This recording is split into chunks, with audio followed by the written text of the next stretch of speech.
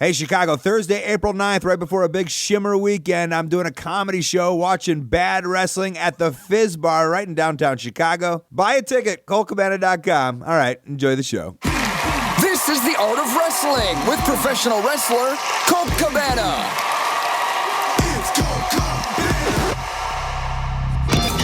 All right, how you guys doing? Come on in, sit down, let's do it. You're about to listen to The Art of Wrestling, a professional wrestling podcast. It's a life podcast. It's a personal journal. It's an entryway into the minds, souls, the hearts, and lives of people involved in the world of professional wrestling. I am your host. My name is Colt Cabana. I am booked for my very own podcast. I'm also not injured in what could have been a death of me. I'll get into that later. Most importantly, though, I am a professional wrestler.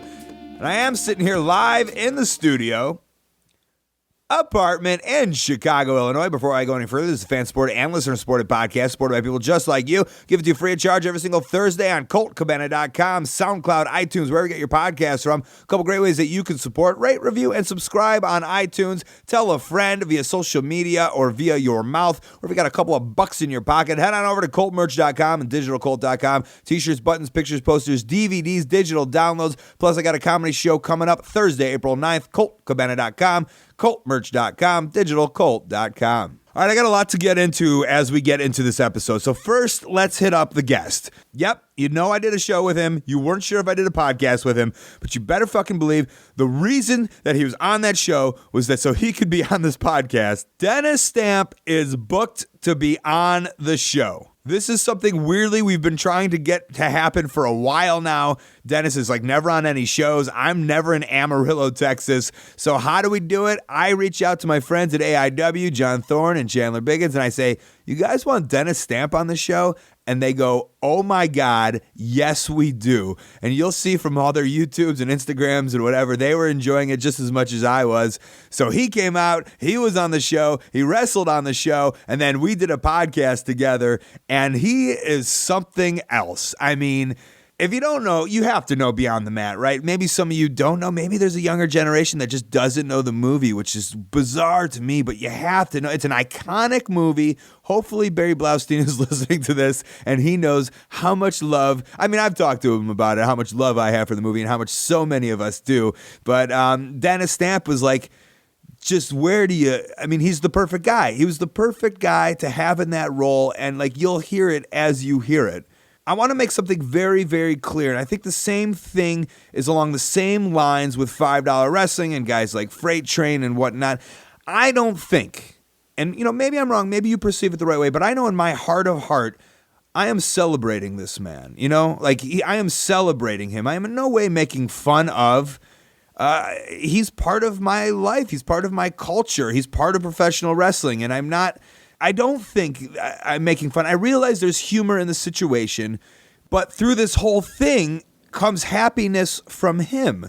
Independent wrestling companies aren't booking Dennis Stamp. He's sitting in his house in Amarillo writing poems, and all of a sudden he's invited to Cleveland in front of 400 people who can't get enough. And he's around these wrestlers who are enjoying his company, and he can't believe it. And for me, for that idea, I think that's a celebration. Now that I get to put him on this podcast and thousands of people get to hear him, it makes me happy. I think it's a good thing, and I'm happy to be doing it, and I'm happy you can listen to Dennis, that he has an outlet now, that he has somewhere to talk for an hour, you know, and he could have went for 5 hours. I know that. I got to know him very well, but we shortened it down, to an hour episode, and it makes me happy. It's a celebration of quirky, goofball wrestling characters. And Dennis Stamp, definitely one of them, and invited into the world by Barry Blaustein. He's the one that found this guy. Whether a lot of wrestlers knew about him before, he's the one that made him a public figure.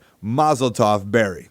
All right, I'm going to tell you a little bit how crazy and hectic my schedule is, and then that will go into some of the stories that have happened to me, including my new car, man. my new shoes, my new car, which is now no longer a new car and is sitting at the lot at the service station getting fixed while I have a loaner.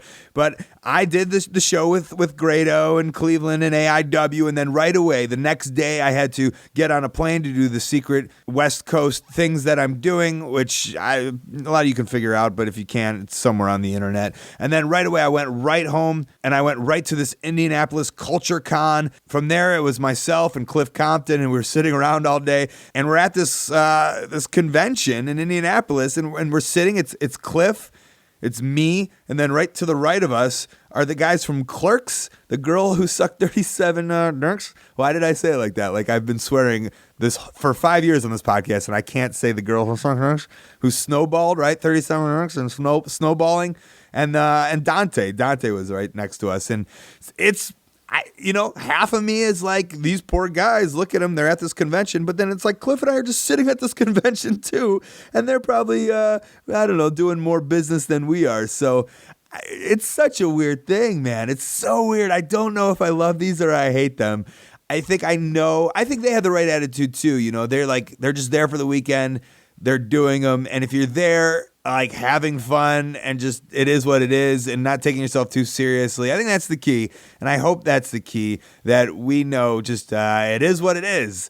And it's fun. But it's fun when you're there with your buddy. And they were buddies too, because, right, she sucked on her, besides 37 other guys. And it was a fun weekend, a very fun weekend. There was a podcast that came out of it that will come out later, and I didn't want to say who it was. Oh, man, it's so good. I can't wait to have you listen to this one, but it'll come out in a couple of weeks. So I'm driving home, and it's bad, and it's icy, and I got fucking rocked by this girl, right? I'm going X amount of miles per hour down the highway, and it was icy, and she skid out of control and darted across the whole highway and completely took me out, wrecked the new car. Like, I took a bump in the car, and I would think anybody else would be completely fucked up, but luckily it was like another bump. It was like another bump for me, and I was fine. I ruined my car, but it's a pretty dirty looking accident. The car's kind of totaled, if you will.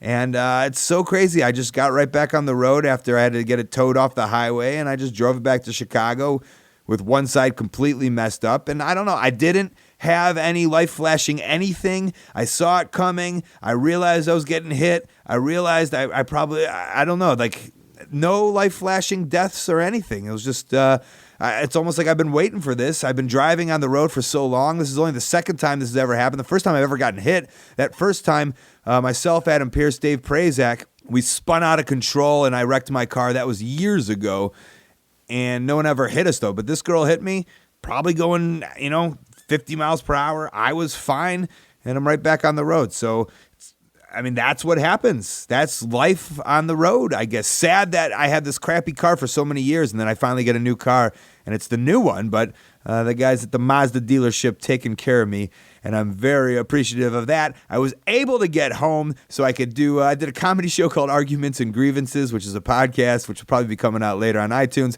And then I was able to fly out, and I flew to Los Angeles to be on Marin on IFC, which will be coming out in May.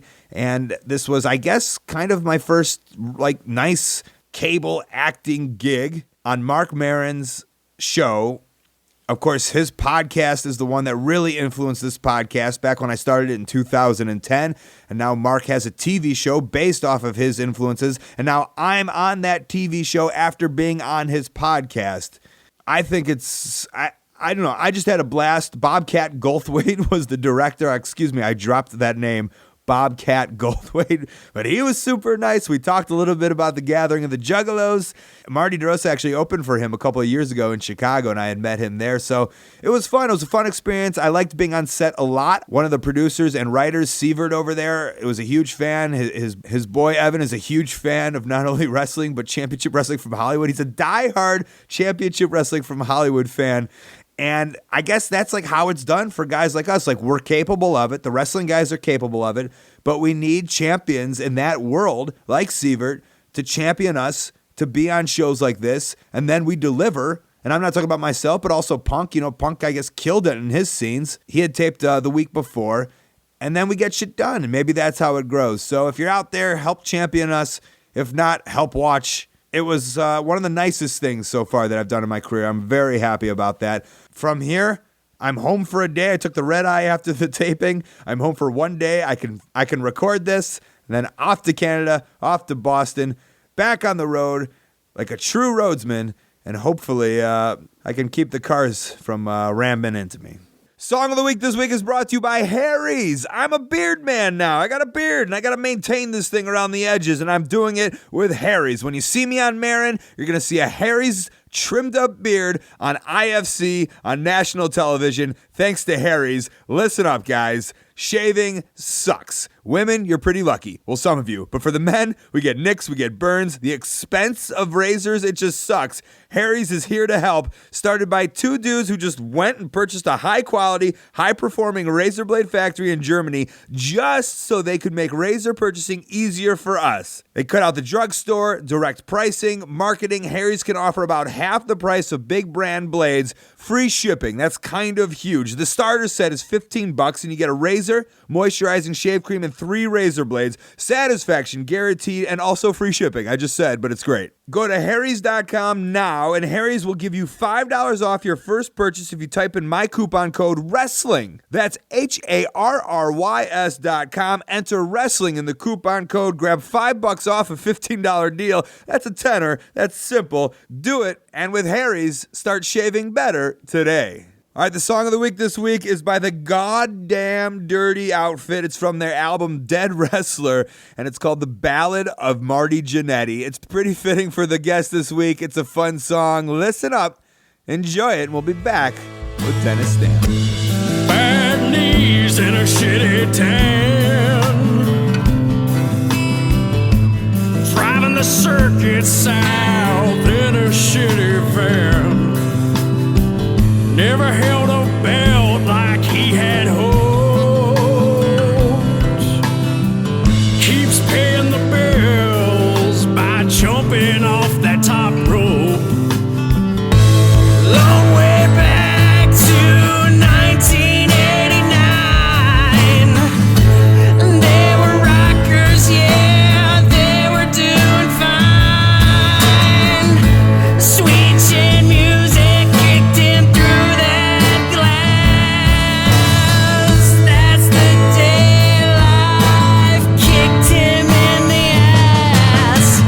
He's going nowhere fast.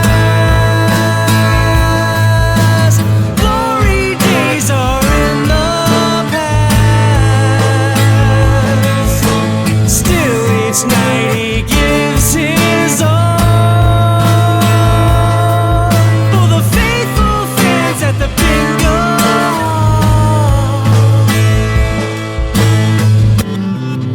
His name's Marty Jannetty. He's just Marty Jannetty. Ever heard of him? He doesn't know what to do. 1989. He's gotta feed his family too. Nobody better. He's just in the gymnasiums and out there in the bingo halls, you know. This guy's just out here trying to feed his family, y'all. He's out there working for the people, jumping off that top rope. Promotional consideration paid for by the following. Socks. All right, this episode is also sponsored by Bombas. Bombas are athletic leisure socks re-engineered to look better, feel better, and perform better. All you wrestlers, trainees, and athletic people, this is for you. If you're looking for comfortable socks, go straight to bombas.com/Colt. You'll get either a free pair or 20% off your order, whichever one is better for you. Besides making comfortable socks, Bombas was founded to solve a problem. And since socks are the #1 most requested clothing item in homeless shelters, Bombas will donate a pair of socks for each pair bought. You're doing a good thing with a purchase of Bombas. So far, they've donated over 300,000 pairs of socks to people in need. There's also a 100% happiness guarantee. So if you don't like them for some reason, they'll refund you your money. That's pretty great. How do they keep you happy? Well, they have seamless toes. They got rid of those bumpy seams that are on the front of the socks. They're made with fancy cotton to stay cool in the summer and warm in the winter, and they're just great. They're just great socks. Go to bombas.com/Colt and get yourself a free pair. And remember, whether it's for you or a friend or a gift or whatever, they're going to donate a pair to somebody in need. bombas.com/Colt socks. We've kind of had like a little talk, but not like a real talk. Like, There's a lot of, not expectations for me coming into this, but I kind of want to explain this to you a little more, if that's okay. Absolutely. Obviously, for me and my generation, there's a fascination with the movie Beyond the Mat. And I've been told that, like, maybe you're not so much aware of the fascination of Beyond the Mat a little bit. Well, I've had several people of your generation tell me that, and I have had people tell me that I was the best part of the movie, but when just a few people, I've not been exposed to a lot of people, so it seems strange to me. It absolutely does. Okay, it absolutely does. So there is a generation who loves you for this movie positively, but it makes me laugh still. But I do want to get I'm at I guess a point where I'm not sure if I want to really dive into Beyond the Mat or I want to. But I think more importantly, I want to know you. That's why I didn't want to talk too much. I think we've been trying to do this for years now. Okay. And I want to, and so finally we're here together, and it's I think we can get to know each other through this thing. Why don't we start with Beyond the Mat? Okay. All right. Okay. Now, I knew that Terry was going to have his retirement match. I didn't know anything about the movie. And so I worked really hard. I was training. I was really fit. I had this idea in my head that he would know to book me because I'm local. I was about the only one that was local at that point in time. Not to dive into this, but why would Terry? What was your relationship with Terry? I guess I know in the Amarillo. Sure. When Terry Funk, I moved to Amarillo from Los Angeles because of the Funk Brothers, because they were the best in the world. I have not moved off that opinion, and I wanted to wrestle them. And actually, Dory Funk Jr. was my real idol, was my true idol. And I did end up working with him 33 times. So I actually beat him twice for the Texas Brass Knuckle Championship, which I'm proud of. So, and I wrestled Terry, and then Terry was the world champion, and I wrestled him 5 times, and 3 times for the championship, 3 times won an hour, 60-minute match, 60-minute draw. So, and this was all for his father? This was, pardon me? Was this all for his father, or who was this for? His father had passed away at this time. Sorry. His father passed away in 1974, and Terry was the champion in 1975 and part of 76. So his father had been dead for a couple of years at that time. So who are you wrestling the Funks for at this point? Who's running the Funks were actually running. Amarillo was the territory. Yeah. And so I moved there. So that was 1976. So it's almost 40 years that I've lived in Amarillo. Wow. Well, other wrestlers have been there because it was a territory, and then it went away, and now most of them are either died or have moved off long ago. So I'm one of the few left, and I have to give you my opinion. I'm not. Please. I don't like to brag, but I will. I was good. I was really good. I was probably even with Dory Funk being there and Terry Funk being there, I still considered that I was the best worker in the 70s. Okay. I considered myself that. Now, the thing about Terry, I get a little off track, but I'm coming to the movie. Mm-hmm. The thing about Terry in a match, you're going to have a match with Terry Funk. It's like you got on the biggest roller coaster at the biggest amusement park in the country. All you got to do is wait till your turn and get on and hold on, baby. And why do you say, in terms of... Oh, man, you talk about excitement. You just walk in the ring with Terry Funk and the whole building just comes alive. I mean, it was just magical. Happened when he was world champion. That just added to that focus, but it didn't have to be. You could have 30 people out there, and with Terry Funk, it's amazing. And is it just how good he was, or just that he was so amped up, or that he just... It was a little bit of everything. His father was a real tough guy. Dory Sr., he was really a tough guy. And one thing I can say about the Funks, and you know this, Colt, and you've heard all this talk, there's several different things that people are judged by, and in wrestling, one of them is who's the toughest. I don't care. It's always there. It's underlined, but it's always there. And I can say this about the Funk Brothers. Knowing them for over 40 years and hearing everything that was ever said about them, Not one of them ever took a step backwards, ever. I mean, Terry probably got beat up a few times. Or not beat up, but he might have lost a fight or two. Mm-hmm. But he never took a step backwards. Those guys are totally brave. Totally. And where do you lie on that? I don't. Okay, I can tell you this. I'll give you an example. Yeah. I was in Las Vegas. Now it's the 80s. Now I'm just going to Las Vegas, so I'm only working once a month at this point in time. And for the AWA, television for the AWA. The Road Warriors were brand new, and they were in there, and they were so pumped on that. You talk about roid rage. Yeah. They were smashing chairs against the wall, and they were burning up. It was December. I had a coat on. I'm sitting there with a coat on, and they're with their shirts off, and they're burning up. Right. So they don't like the match they had with the guy, Ken Lucas. They didn't like the match. Happened we were in the same dressing room. They come back in. The Hawk tells Lucas what he didn't like. Lucas, to his stupidity, talks back to him. Oh, man. And what does he say? Because I can imagine how big the Road Warriors are. And Lucas is about 5'9", right, maybe 200 pounds. Yeah. And, those what's guys, he say? Fuck you, Hawk. I'm okay. I did good. How do you talk back to the Road Warriors? I don't know. I don't know what he said, but he argued the point. He went down like in a package. He just kind of and those were big, strong guys, and so the Hawk. I didn't see the match, but he probably had a reason to be mad because Lucas wasn't any good. Right. But he didn't have a reason to break his nose and beat the shit out of him, which he did do. And at the end, the animal standing there guarding the whole thing like nobody else is getting involved in this. This is in the back. This is in the dressing room. Right. At the Showboat, in the Heels dressing room. So it was an opportunity for me to see if I'm a tough guy. Yeah, right. I said, first of all, I'm not in the territory per se. I just come in once a month, so it's not my territory.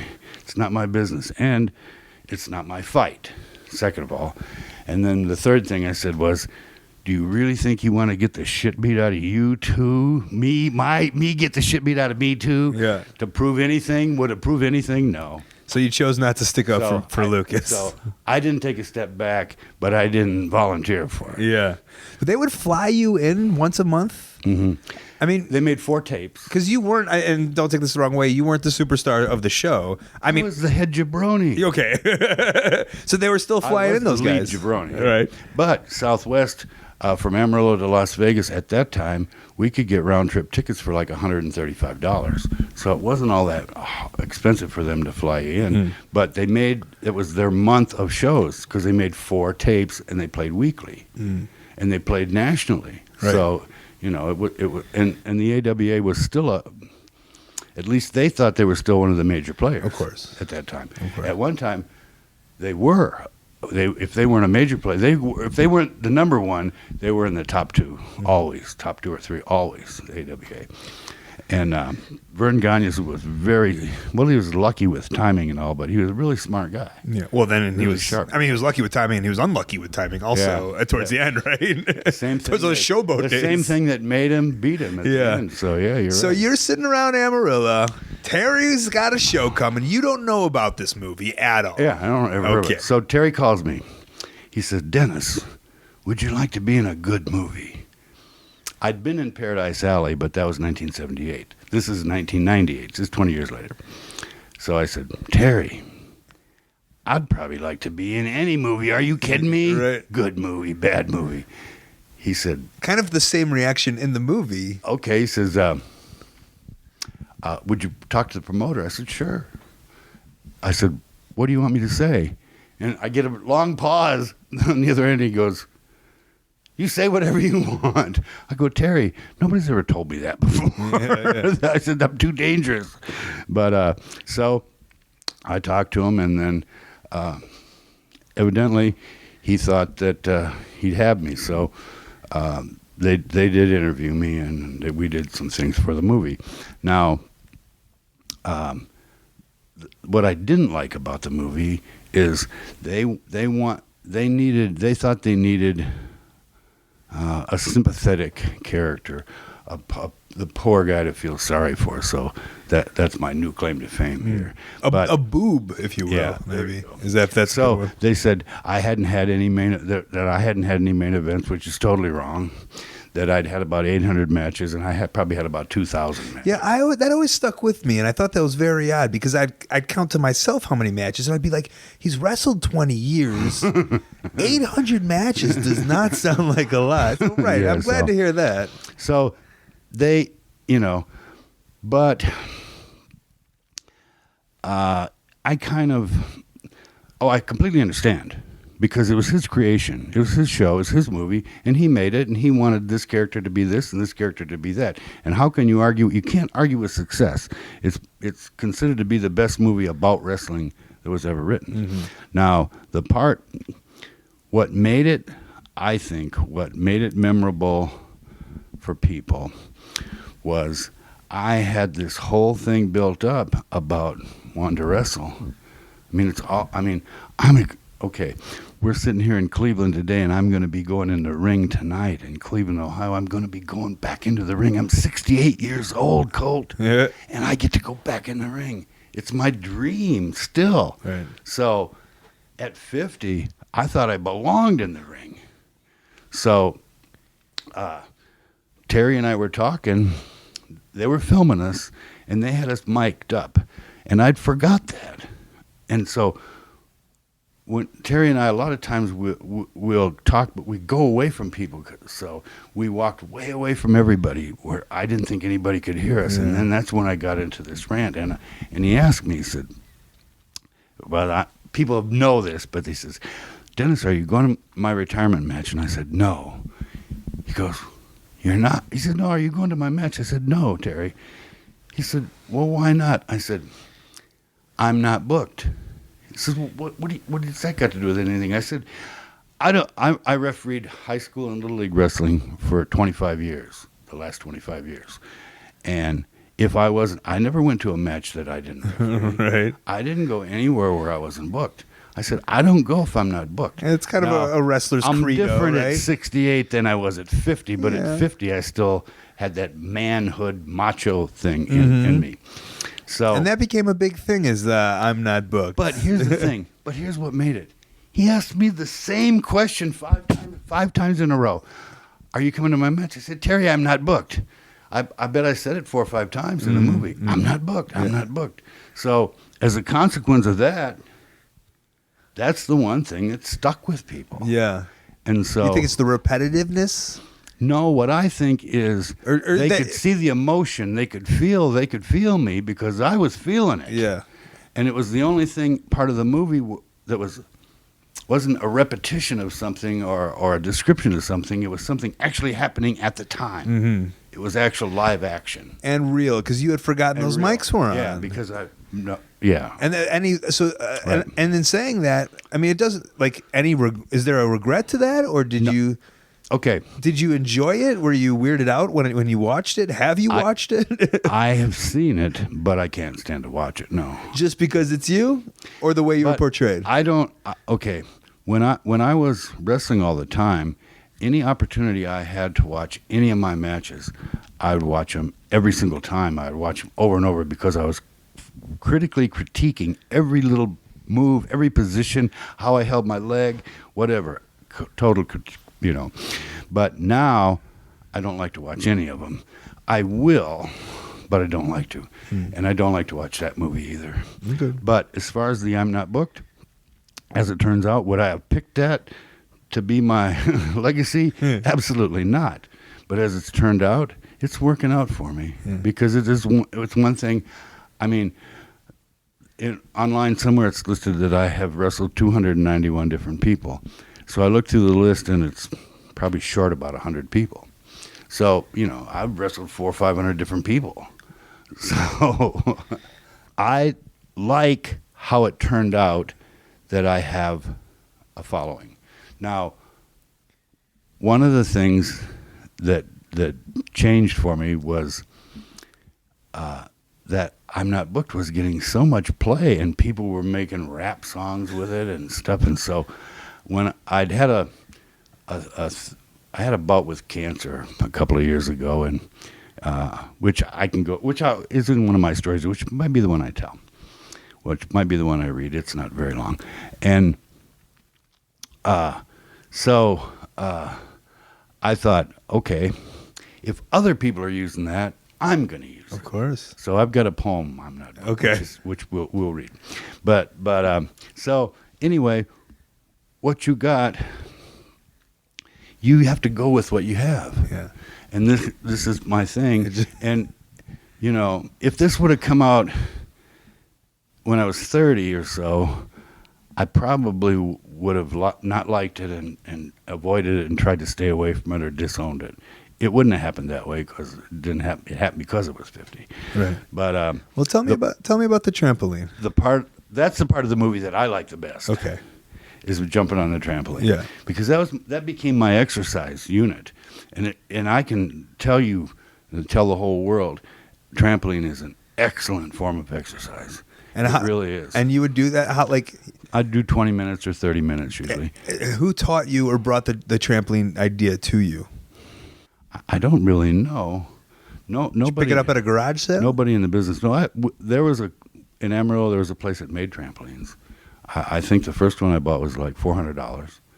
I mean, that's a pretty penny. That's the full. Yeah. That's the full rectangular. Right. I don't know that you can even buy them anymore. They're the most dangerous piece of equipment sold in America. Yeah, I can only imagine. Any kind. Of course. Trampolines. More injuries on trampolines and everything. I think now they have it's very, like, the safety precautions are around it. Big time. I have I told you about my granddaughter. I have a 14-year-old granddaughter that I'm raising, which the one thing I want to put in right now, she went into wrestling this year. It's her first year. She's in the 8th grade.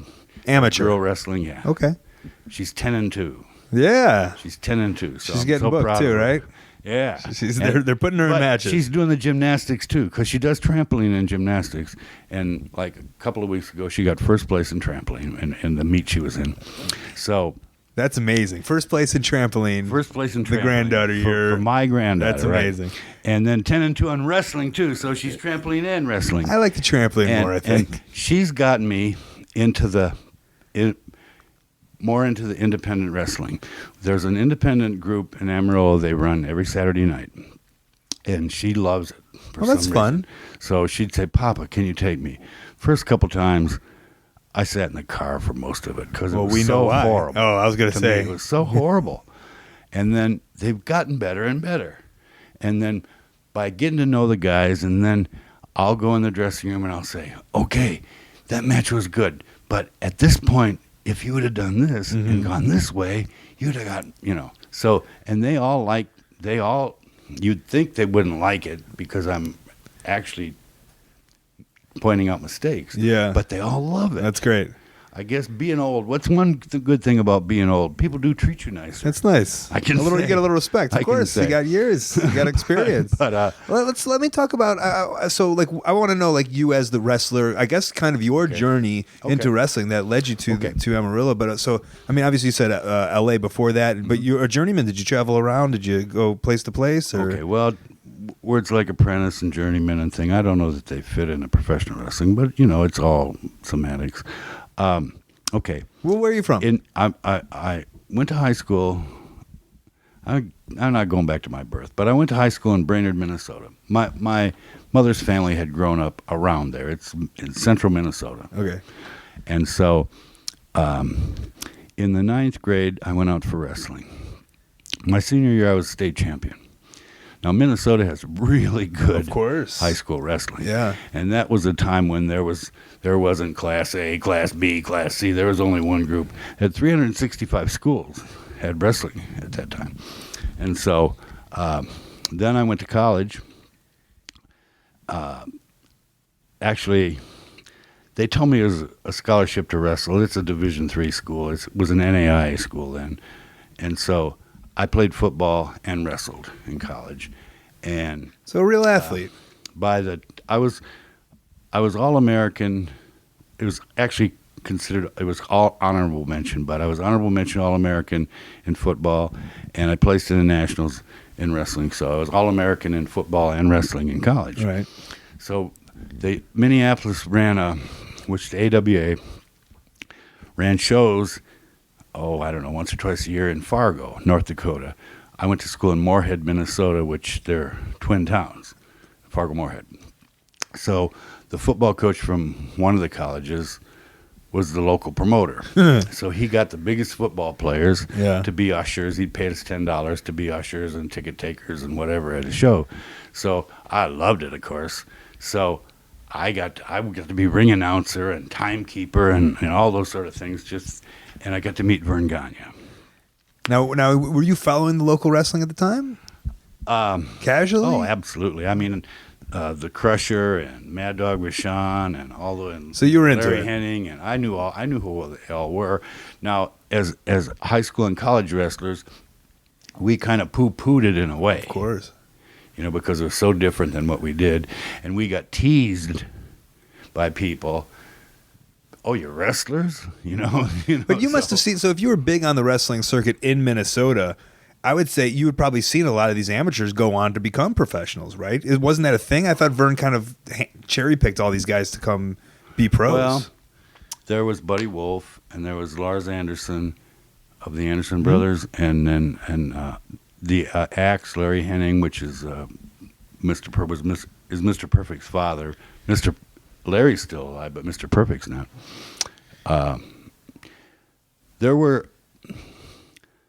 It weren't a great number. Okay. And then after me came his son in the camp, Greg, and then Brunzo was his friend, and then Flair was in that camp. So Chris Taylor was in that camp. He was a 400-pound guy from Iowa that had wrestled in the Olympics. And so you went to Vern's camp? I went through Vern's school. Like the infamous camp? It was the most infamous was the camp that I was in. He brought Billy Robinson over from England. And Billy Robinson, if he were to be at that age now, he would own MMA. There would be nobody could touch him. And we didn't know anything like that in those days. I sure didn't. Mm-hmm. And so Vern brings Billy over, and Billy, this is his chance. AWA was big territory then. Yeah. And you were plucked because you were an All-American or an honorable. Is that correct? I was there because I just kept bugging him. And you think, people think the way we had it easy. It was a tight clique you could not break in. Somebody had to bring you in.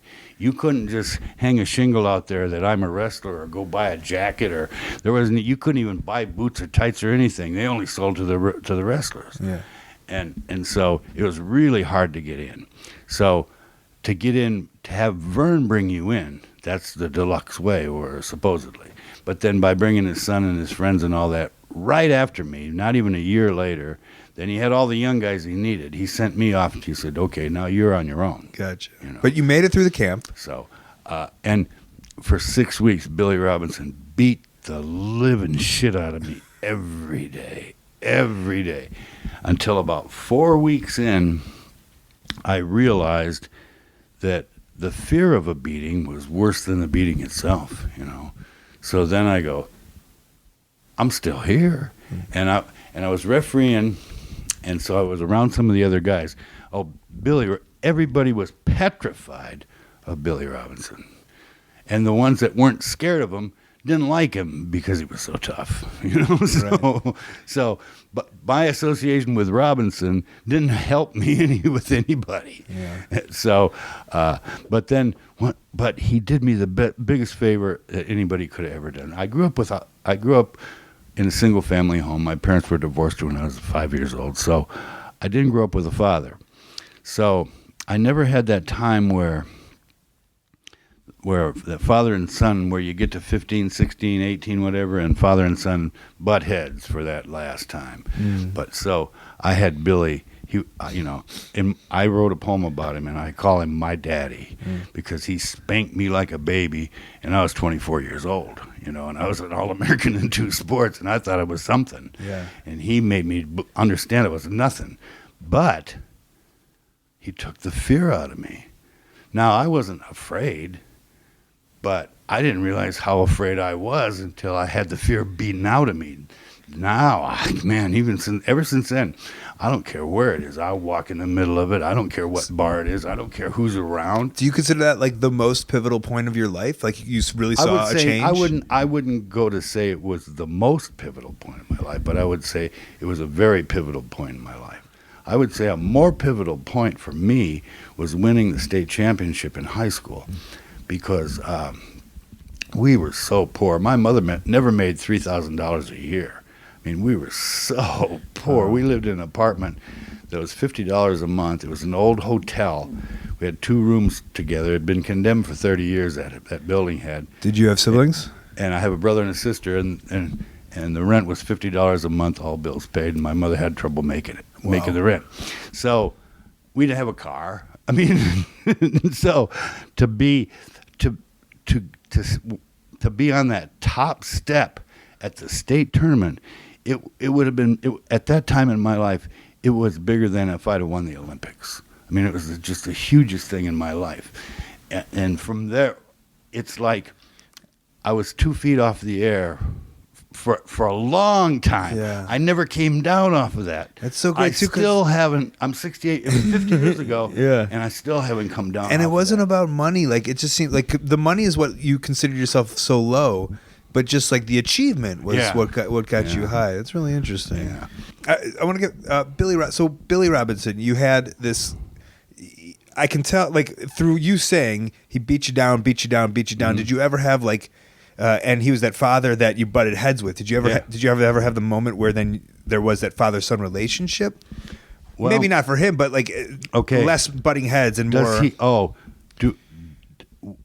I'm sure that. Did you have good moments with him? I loved him. I loved him till the day he died. I still love him. I'm sure that he had a strong affection for me. I know he did. Okay. Yes, absolutely. And one of the funny things when we would work out, I was still in training, but I had to go set up the ring and referee a match, and he was on that card, and it was an overnight thing. So no workout that day. It was like, oh my God, Best. It's like Christmas Day. And then we're in the same hotel, and he's looking all over. I'm hiding. Yeah. I'm hiding from him. He says, finally found me. It's time to go to the show. He goes, can I swear on your Of course. He says, fucking hell. I've been looking for you all day. We were supposed to work out today. It's too late now. You missed. Oh, no. He was hot at me. So. But I took the verbal beating because it was much better than the physical beating. Wow. But later on, when I was established, when I could work, when I could really work, and I was a heel, and he came through Amarillo one time, and it may have been the worst match I've ever had. Wow. And he had fabulous matches. He made people look so good. Of course. But that was that thing with me where I'm still his boy at that point. He didn't in his give you mind, much. in that situation. So we're done. Right. Now, later on, Mike Tenay is a really good friend of mine. And so I used to go to Las Vegas, and Mike would pick me up at the airport. When I'd fly into Vegas, Mike would pick me up at the airport. So Billy had gotten a job as a security guard at the Gold Coast where Mike worked. And so we all got together after Mike got off work, and I think we were in Billy's apartment, and it just hit me. Now, you know about tapping out. He would get me, I tapped out, I don't know, maybe 1,000 times in 6 weeks. So one time I had my hold from high school, and I used it in college too, crossbody ride, called it the guillotine, and I got it on him, and he tapped out. And I'm sitting there with him and Mike, and I go, it just hit me. I said, it seems to me that you tapped out one time, Billy. Fucking hell, man. Fucking hell, it's like a volcano. He was just like blasted out of his chair. And he went into this long explanation, maybe 20 minutes of that. He remembered every second of it. He remembered things I didn't even remember, But his whole point was that he let me put it on, and he let me get it tight, and he wanted to see how far I could put it on, and he could still get out of it. Right. So that was with this. What his a argument. mentality those But, guys had. You know, What a mentality. I know. Now, the equal of Billy would be Danny Hodge. Now, I don't know, and if you had wanted me to pick one or the other, I don't think I could. Were you around Danny Hodge?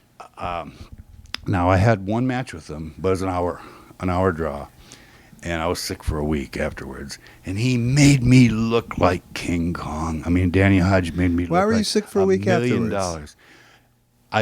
It took so much out of Just me. all the work. I thought maybe it was an outdoor show, for one thing, but I'd worked so hard. He probably I was went so nervous going in. He probably went and did an hour the next day, huh? You know, I don't think so. Okay. But I was so I was nervous. Yeah. Not that I was scared, but some. I was some scared. Not that I was afraid of getting hurt, but I was afraid of him hurting me because he was mad because he didn't like the match. Wow. So I didn't want to make him mad. Yeah. But he loved the match anyway. That's great. But it's funny because we usually ran Little Rock every Tuesday, but Little Rock building was that day, so we'd gone somewhere else, and we had a motel for a dressing room, and it's like 6 miles from where we wrestled. So Ali Viseri was on the card then. He couldn't hardly get booked. He became the Iron Sheik. Wow. But you talk about a physical specimen when he first came in the early 70s. Oh man, was he built, muscled, and strong, and so damn tough, and trained incessantly. And this was Minnesota. He still trained when he got fat, Mm-hmm. but when he was in shape, he really trained. And this was in Arkansas, and this is Danny Hodge. Now we're going to so. Other guys, of course, everybody got rides from the arena to the motel, and Hodge is teasing the Sheik says, no, we don't ride, we walk or we run back. So I don't know how he did it. I think he might have cheated, but Hodges got out of the shower and getting his clothes on, and the Sheik's walking in the door. Just blew his mind because he ran his guts out, Yeah. and Hodges was already in there taking a shower. But I think Danny might have fudged on him. Right. Because he had friends everywhere. Yeah, and Sheik was so physical fitness minded. Oh, yeah. He wanted to make the run. And at that time, if you hurt anybody in the ring, you weren't getting booked. Right. You know, and he hurt people, and he was so frustrated because he knew that he could out wrestle anybody there except for who he called Mr. Danny Hodge. That's how he referred to him, Mr. Danny Hodge, when he talked about him or talked to him. Yeah. The only guy he respected. And can you do the impression of him saying that? I can't do the air. I can't do the Iranian. Mr. Danny Hodge. Is that all right? But I like him now. How did you get to Arkansas? Well, that was so that's when Vern sent me off. Vern had gotten a piece of what they called at that time Oklahoma, which was owned by Leroy McGurk, and the fat cowboy Bill Watts was the booker. So they were. Is that your nickname for him? Everybody. I didn't originate it, but I like it. The fat cowboy. The fat cowboy. Okay. Yeah. Did he like that? Even Grizzly Smith would refer to him as a fat cowboy. Did he like being called when the fat he cowboy? wasn't there? When he wasn't there. Okay. And the funny one was Salento Rodriguez. He was deaf mute. I'm sorry, what? Wrestler Salento. He wrestled at Salento Rodriguez. Okay, thanks. He was deaf mute. He was what? Deaf mute. He was deaf. Oh, okay. He couldn't talk and he couldn't hear. Okay. So he had the thing for Watts where he'd go he'd go like the rim of his hat. Like the rim of a cowboy hat around the top of his Charade head. style. Then he'd put his hand out in his belly like a big belly, like Santa Claus, and that's who he would. That was sign language. That was sign language for Bill Watts. Yeah. So Watts was a booker, so he was the boss. So, it's like the line from the Who song. Meet the new boss, same as the old boss. Nobody likes the boss. So Vern sent you down there. So Vern sends me to.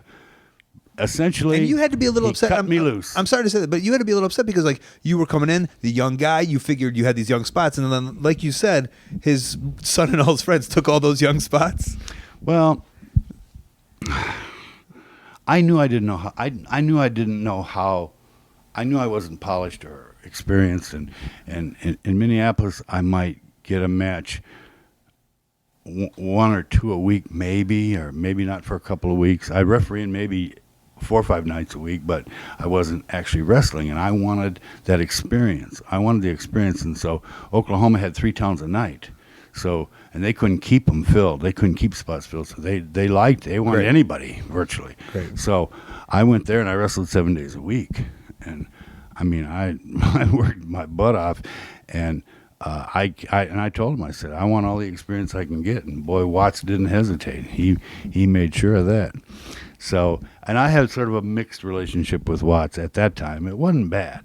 I had actually had a better relationship with Grizzly Smith, who was kind of the sub-booker, and he booked more of the southern part of the territory, Louisiana and places, and some of the smaller shows. Can you give me a quick trajectory of you bouncing around till you land in Amarillo? Okay. So I go to Vern gets me booked in Japan out of Oklahoma, but he sent me to Oklahoma first, and then I was there about 2 months, and I got 6 weeks in Japan. Came back, wrestled in Hawaii on the way back. Came back.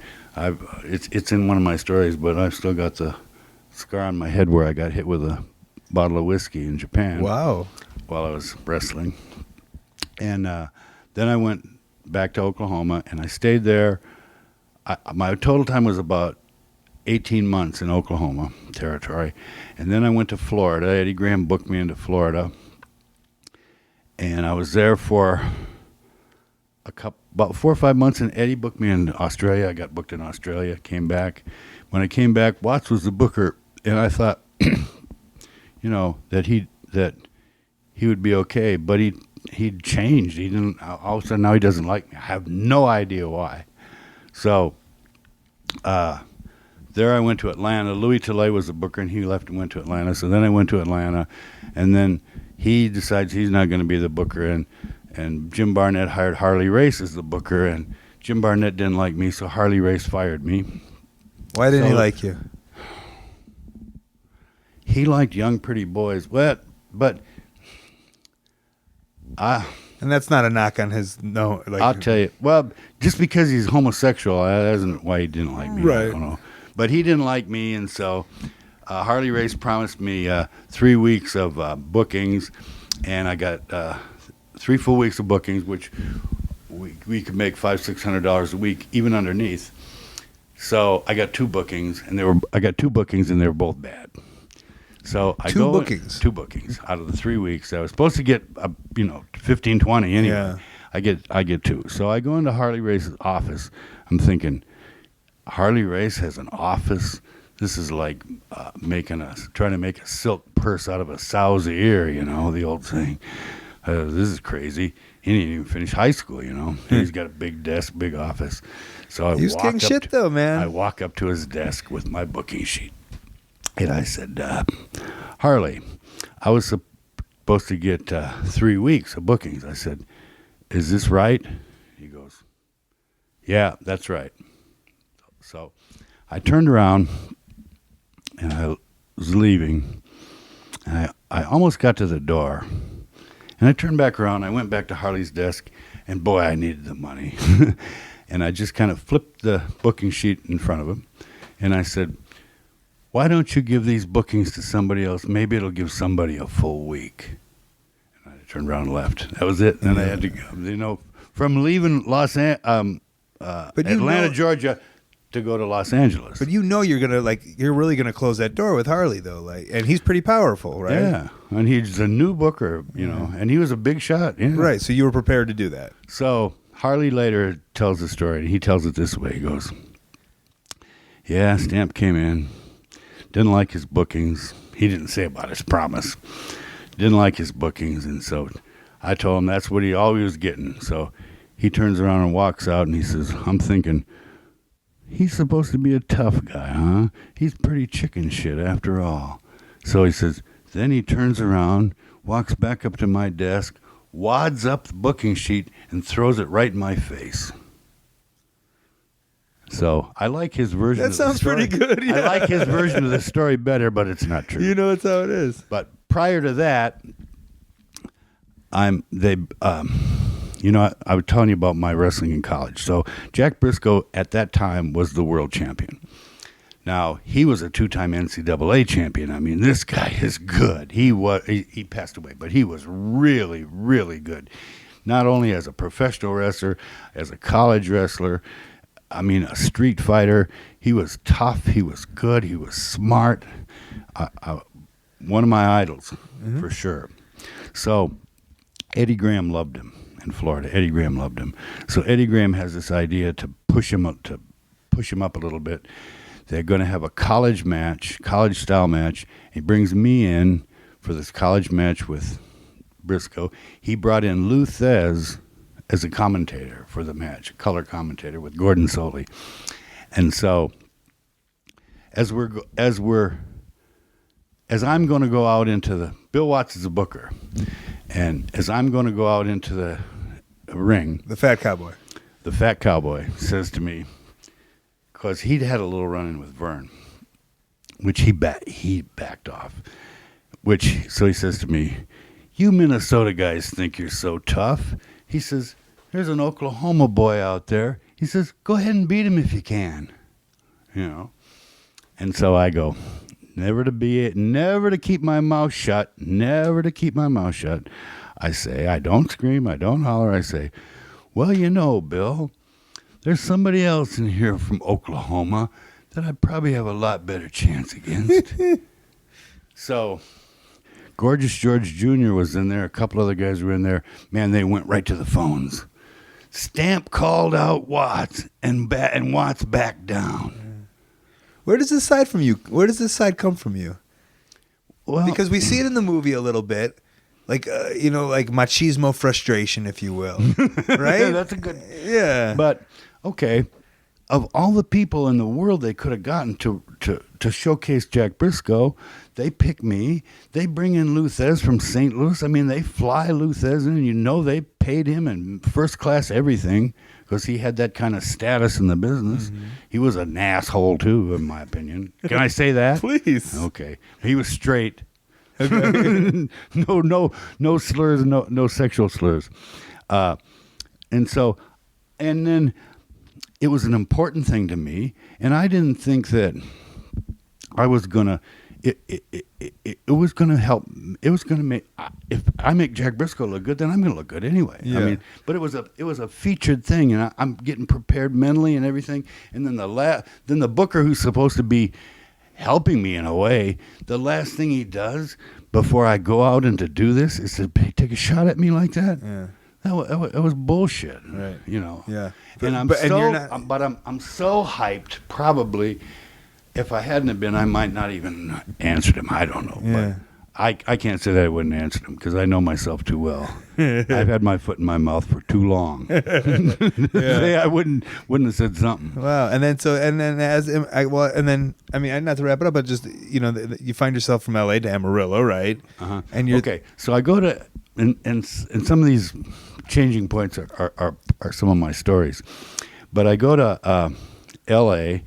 and I end up as the assistant booker, and to the point where I'm setting up finishes. And I mean, I'm running San Diego, Bakersfield, San Bernardino with it all run weekly. So I've got the first two matches on the Wednesday television show, and I got the first two matches on the Saturday television. Are you making a decent living here?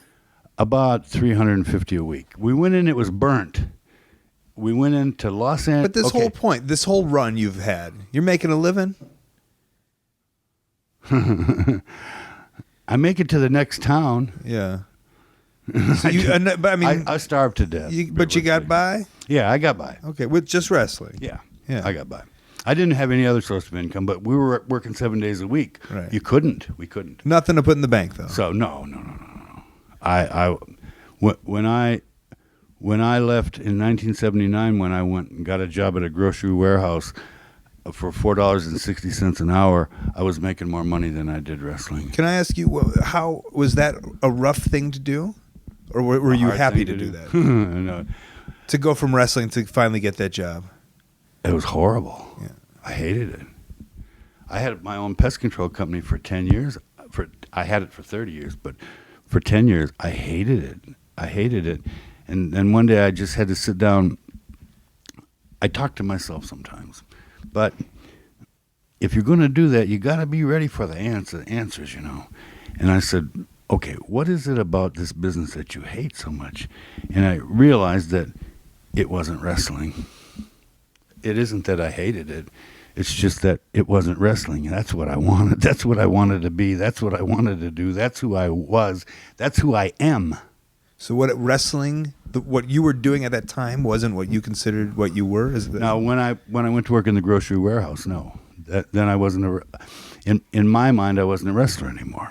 I knew I still was, and I tried every way to get booked, and that's when I started doing the stuff for the AWA, when I would do the television shows in Las Vegas, the Showboat. So that's another part of my career. I probably had, in their run there, they ran about maybe 2.5 or 3 years. And I was on, I would say, 50 times, 50 shows. They'd do 4. They'd bring us in. Of course, they'd pay for my airplane ticket, and we were supposed to get a room. If they had one, they might have 7 of us in one room. Yeah. But you're in Vegas one night, you don't stay in the room much anyway. So we got $150 if you were on one tape. They made 4 tapes. It didn't matter how many times you worked, you got $150. But they'd say, okay, we're going to have you on one tape, maybe 2. That's it. But I was always on. I don't think I was ever on 2. I was always on at least 3, and a lot of times 4. You're the king. So, in fact, one I can tell you about, Ray Stevens was a booker. And one night I just got the shit pounded out of me. The Crusher Blackwell, he's like 5'9", 450 pounds. So he's going to do a power. He says, this thing is a power slam. He says, you won't feel a thing, Dennis. I didn't know that I wouldn't feel a thing because I'd be totally numb after what he'd done to me, And those are on TV now. I don't know if you know that. Oh, have you seen them on ESPN Classics? They've been since we made them. When we first made them, ESPN played them every week. Yeah. I mean, they showed on ESPN. They reran them. They rerun them all week long. They didn't have a lot of shows then, and they had those tapes on and on and on and on. Everybody would see me and say, "I saw you on TV." I mean, so many people saw me. So I can remember that one. Okay, I'd had 3 matches, and the last one was Blackwell, and I just was crushed. I felt like my ribs were crushed. So I'm sitting. You can't see me now, but I'm sitting in a chair, kind of bent over, and I can't even. I'm in my tights, my boots. I can't even take a shower or get undressed because I can't move. That's all I could do is make it to this folding chair. So Ray Stevens, a booker, he comes over. He says, "Dennis, you got to go on again." I go, "Ray, I don't know if I can stand up." I says, "You got to get somebody else." He said, "Look around, friend. You're the only one here. You're the only one here." Everyone's smart enough to get the fuck out of there. God. Well, there's people that would come up with an injury. So, well, he can't go back on. He hurt his knee, So he can't go back up. Road Warriors beat the shit out of him in the locker room. Yeah, he broke his nose. But this is a different kind than that. But anyway, I said, well, let me see. So I go over to the water faucet and I get my hair all wet and I mash it down and mat it down, try to straighten out a little bit, wash my face off a little bit, put my jacket back on, and it's all I can do to barely tread out there. And the Showboat is up there where we wrestled. It holds about 2,500. So even at the end when it dropped off, we'd still have 1,500 people in there. And so I get into, I'm walking out and I'm just barely making it. As soon as I come into view of the crowd, just a tremendous boo. It just starts, boo, boo. And I'm thinking is, these same people, this same audience has just seen me get the living shit beat out of me 3 times in a row, and they're booing me like they think I can bust a grape or what? Are they idiots? But it totally re-energized me. That focus from the audience, it just put all that life and all that energy back in me. I don't even remember who I had the match with, but it was fine. And that same feeling, almost full circle, like you said, being in the ring with Terry Funk. It's just like when you're in that ring and when you feel that energy, everything just kind of seems to go away, doesn't it? Oh yeah, but Terry's a much higher level. Sure, I get it, but it's the same concept of everything just kind of goes away. And I guess coming back to the movie, it's like you said you haven't had a match since '93 at that point, and you still wanted to get in there, and you could see that like you were missing that feling. You wanted that feeling. There's no feeling like it, and that there is no feeling like that. I'll give you a real good example. When I did I did a thing in Chicago. How many? 2-3 years ago, for Resistance Pro. But I'm in the ring. I mean, I'm the coolest guy in the world. I'm as happy as I can be. I'm just moving around. I'm almost dancing, singing. And these guys that are going to work, they're like, I'm telling, relax now, relax. Yeah. They're so nervous. They were just nervous. Right. But I was home. Home, yeah. Finally home. It's just so comfortable to be in there. And I don't know. I don't guess this is going to play today, is this? No. So tonight I'm going back in the ring. And so I'm really excited about it. Well, yeah, so, and for whatever I do, even if I go in there and you just go in there. Right. Well, for AIW, you're going to get in the ring, and you're excited about that because you're back absolutely. home. And so I guess as we close this, the future is that you would still like to come to shows and be at shows and be involved. And the one thing I can tell you, Colt, is I didn't respect the independent wrestlers at a certain point in time because I wasn't paying attention for one thing. I always understood the feeling. I always knew how they felt because I felt the same way. But as I've watched them and I see how hard they work and the things they do, but more special to me than that is the respect that they show me. Yeah. You're like our king, man. I've never had an independent wrestler that didn't. They all want a selfie.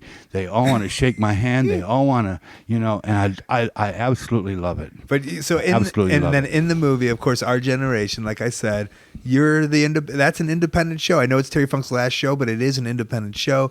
You're the guy trying to get on the show. So many people have had those like feelings, have wanted to be there. It was captured. So like you represented us, in a point. And then I don't know if you remember, but he goes, I want you to be there. I want you to be there, Dennis. He said, I want you to referee. He knew I refereed high school and Little League because there was a couple of times where we had the state tournament in Amarillo, and I'd tell him about it, and he actually came and watched me referee a whole session of finals one time. He loved that, and he liked it that I was a part of that, and he knows of so many people that I've helped, so he has. He holds me in regard. He does. He has high regard for me. I could call him right now. I could call him right now probably and get him in this interview. And not many people could do that. I know. I would like that, but see Dennis Stamp. He'll see Dennis Stamp on the caller ID. He'll answer the phone. This interview is for you. You're the star, Dennis. I'm going to say if people want to book you, I know it's a little hard for you, but I'll say probably John Thorne and Chandler Biggins at AIW. They maybe if you're okay, they'll help with bookings. Oh yes. You have a ProWrestlingTees.com store.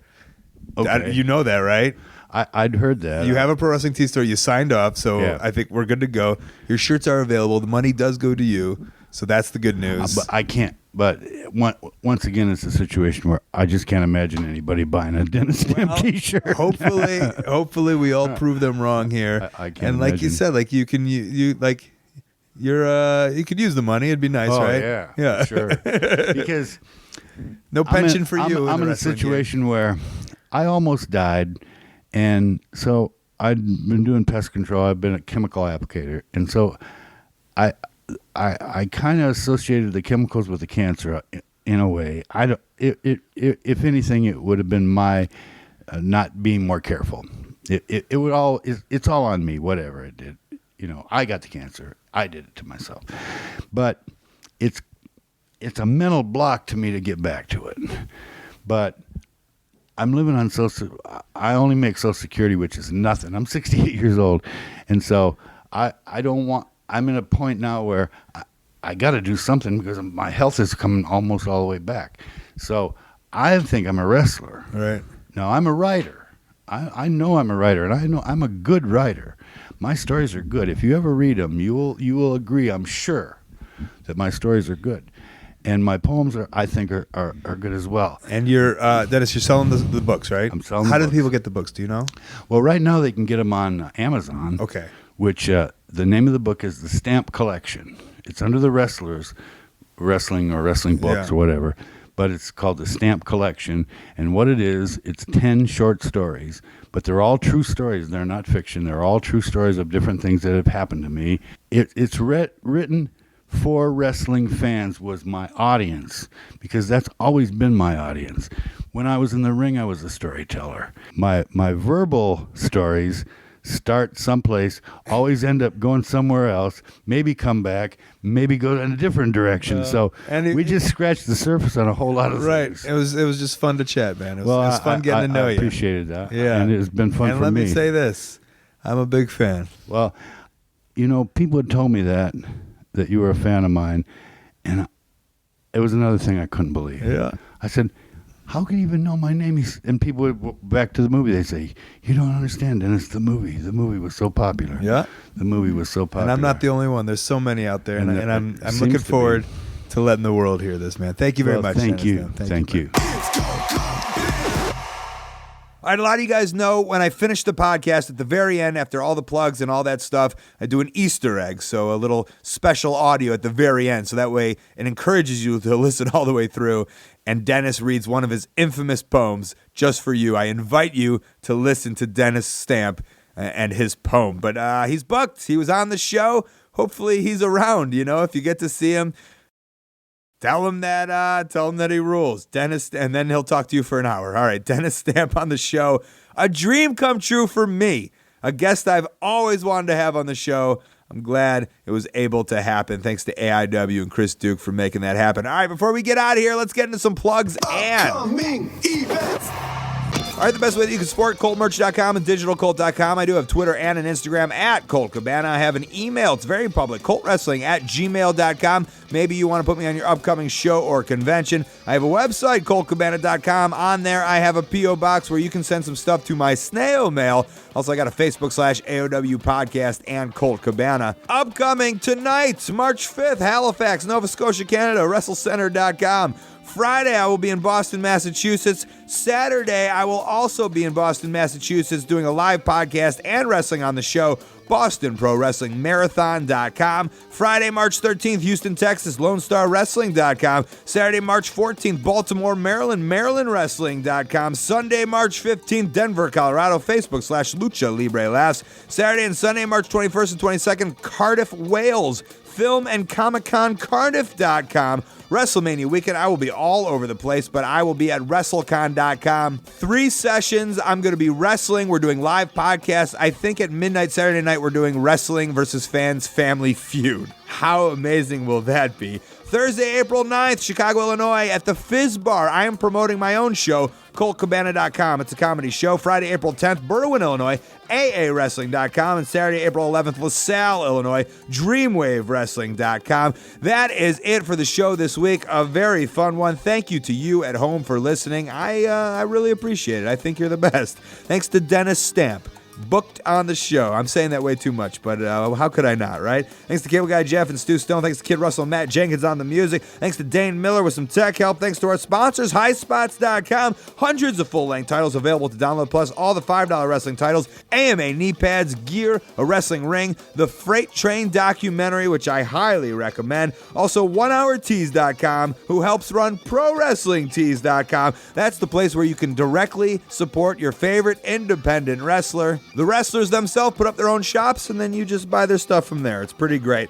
Tweakedaudio.com/Colt are the earbuds I'm wearing right now. Get over 30% off and free shipping just because you listen to this show. That's the podcast for the week. I'm excited. A good one. Literally in my apartment for less than 12 hours, and then back on the road. Pretty cool, man. I don't need some giant corporate machine to help me make a living. All I need is this microphone, some spandex, and some baby oil. All right, this has been The Art of Wrestling. For Colt Cabana, I'm Colt Cabana. Thanks.